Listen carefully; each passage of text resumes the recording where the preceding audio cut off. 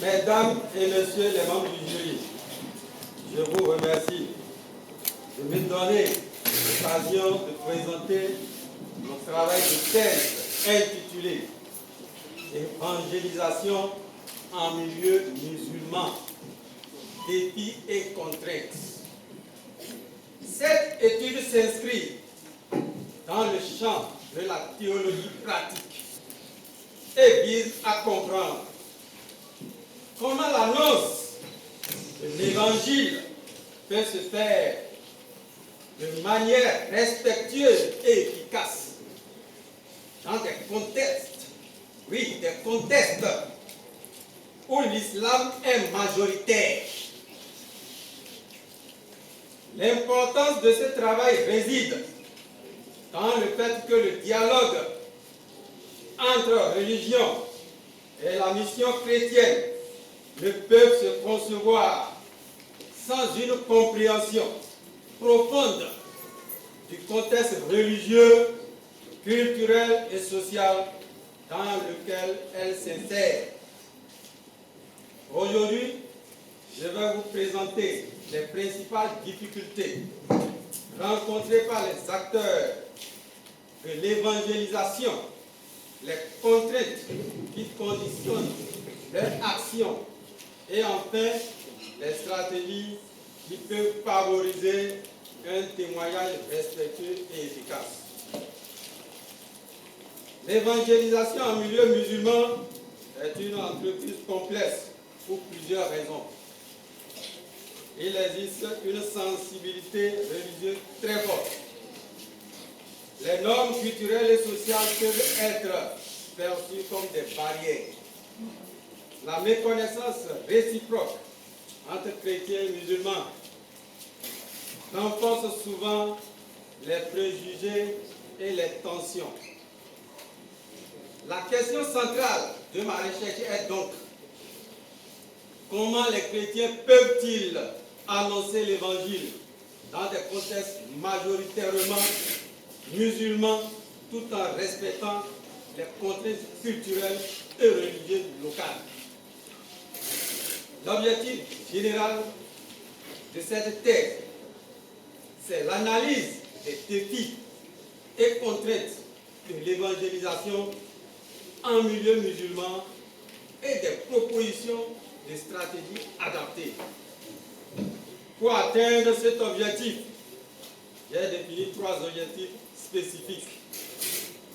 L'identification des obstacles socio-culturels et religieux. L'étude d'expériences concrètes des acteurs de terrain. La proposition de méthodes d'évangélisation respectueuses et adaptées au contexte. Pour répondre à ces questions, j'ai adopté une approche qualitative et descriptive. La population cible comprenait des chrétiens engagés dans l'évangélisation en milieu musulman, des leaders religieux locaux, les communautés locales elles-mêmes. Les outils de collecte utilisés ont été des entretiens semi-directifs pour comprendre les expériences et perceptions, des observations sur le terrain afin d'identifier les interactions concrètes, l'analyse documentaire pour compléter le cadre théorique. L'analyse est faite de manière thématique et comparative, ce qui m'a permis de mettre en lumière les tendances majeures et les divergences dans les pratiques d'évangélisation. Résultats principaux. Plusieurs difficultés majeures ont été identifiées. La résistance culturelle et religieuse à l'évangélisation. Les risques sociaux et parfois légaux auxquels s'exposent les missionnaires. Les difficultés de dialogue interreligieux dues à la méfiance ou au manque de connaissances réciproques. Les contraintes observées. Les contraintes incluent les normes normes et traditions locales qui limitent la liberté d'action, les préjugés mutuels entre communautés religieuses, les ressources limitées des acteurs missionnaires, tant financières qu'humaines, les stratégies efficaces. Malgré ces difficultés et contraintes, certaines stratégies se sont révélées efficaces. 1. Le dialogue respectueux, fondé sur la connaissance mutuelle et l'écoute. 2. L'engagement social et caritatif avant l'annonce religieuse, ce qui crée la confiance. 3. La formation contextualisée des missionnaires pour comprendre et respecter les codes culturels locaux. Ces résultats confirment certaines conclusions de la littérature existante sur l'évangélisation contextualisée.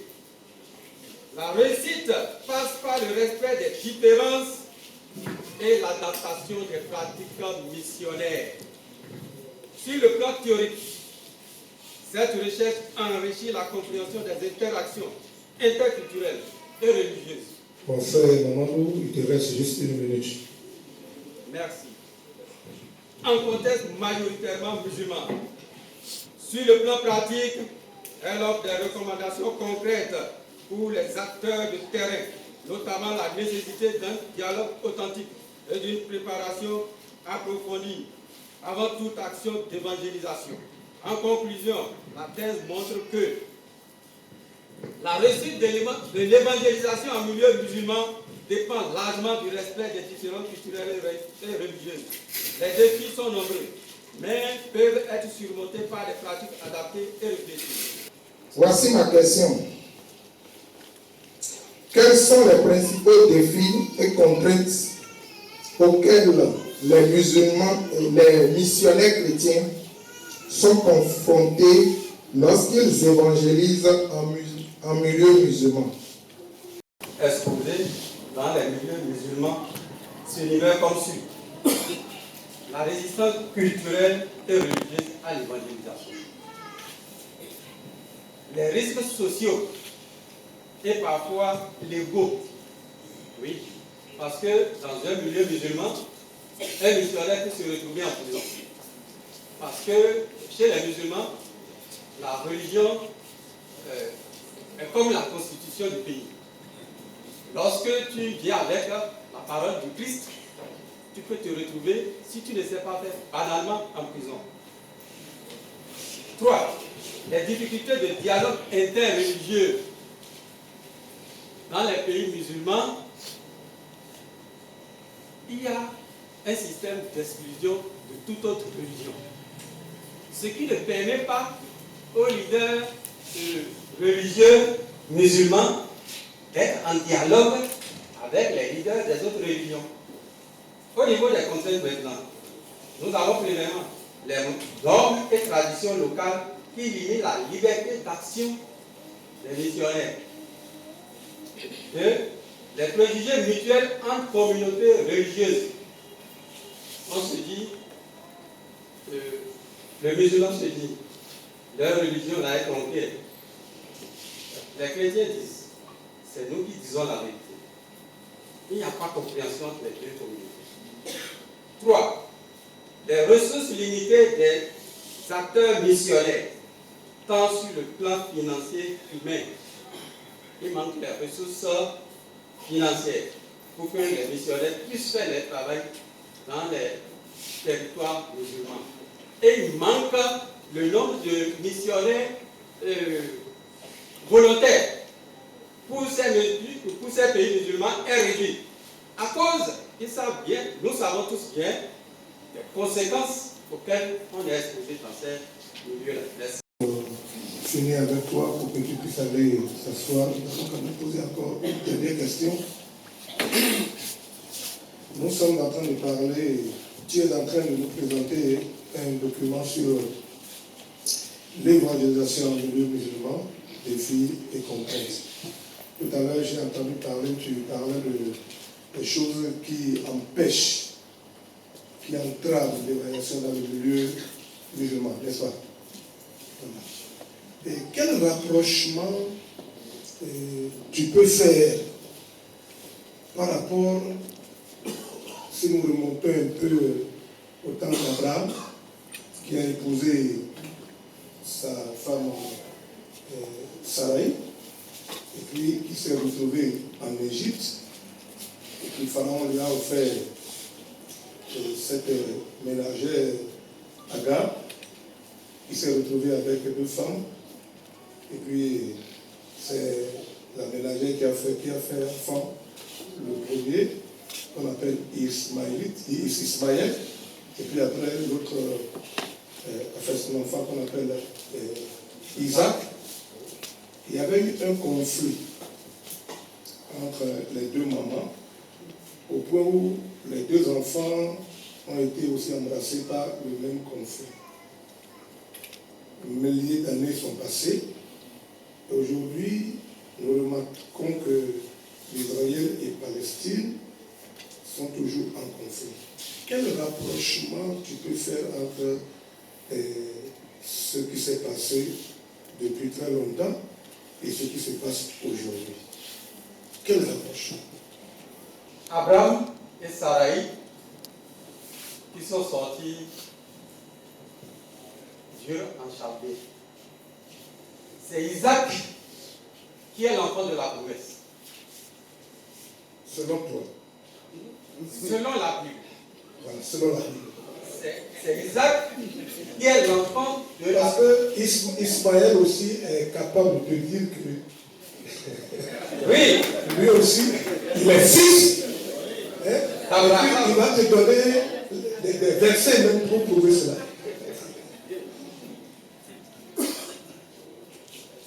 La prophétie a dit que c'est bien Sarah, malgré sa vieillesse.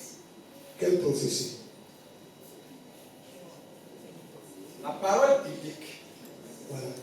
Donc confirme. Oui, je ne suis pas contre. C'est-à-dire, toi, tu parles par rapport. C'est-à-dire, tu te bases sur les principes bibliques. Mais l'autre aussi a un livre qu'il utilise pour défendre sa religion.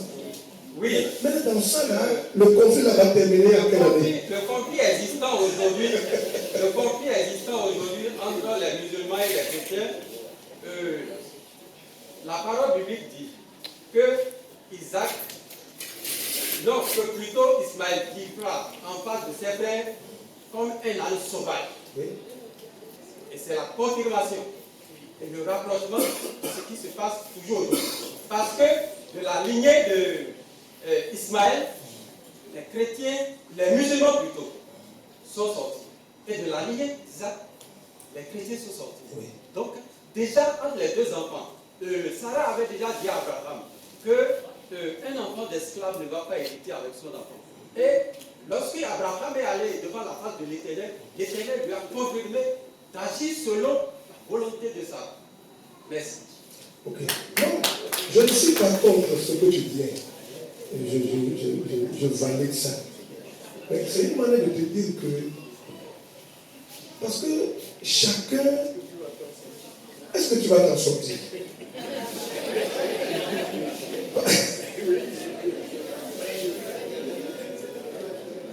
Parce que quand tu prends la Bible, l'autre là aussi, il va prendre le Coran.